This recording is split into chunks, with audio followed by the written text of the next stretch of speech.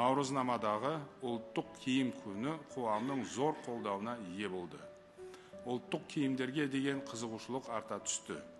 Мектептерде, түрлі мекемелерде, сондай-ақ ірі компанияларда ұлттық киімге мән беріле бастады. Сұранысқа сай тігін цехтарда ашылып, жаңа брендтер, дүкендер пайда болды. Осылайша ұлттық киім кию біртіндеп қалыпты көрініске айналып келеді. Бұл өте жақсы үрдіс. Бет-жүзді тұмшалайтын қара киімнен гөрі өзіміздің ұлттық киімдеріміз әлдеқайда артық. Себебі ұлттық киім бұл біздің бірегей ұлттық болмысымыздың маңызды көрінісі. Оны жан-жақты дәріптеуіміз керек.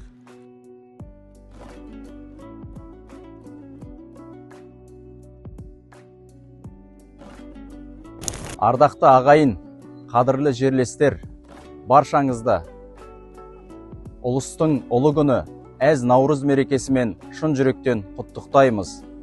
Мемлекет басшысы Қасым-Жомарт Кемелұлы Тоқаевтың бастамасымен Наурызнама 10 күндігі бастау алып, ұлттық киім күнін қолдау мақсатында ұлттық киім ұлт айнасы атты челленджді бастағалы отырмыз.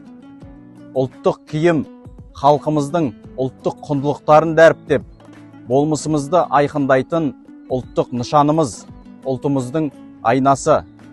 Біздер Казталов ауданы әкімі аппаратының ұжымы ұлттық киім күнін қолдай отырып, ұлттық киім ұлт айнасы челленджін аудандық ішкі саясат бөліміне жолдаймыз. Әз Наурыз мерекесі құтты болсын!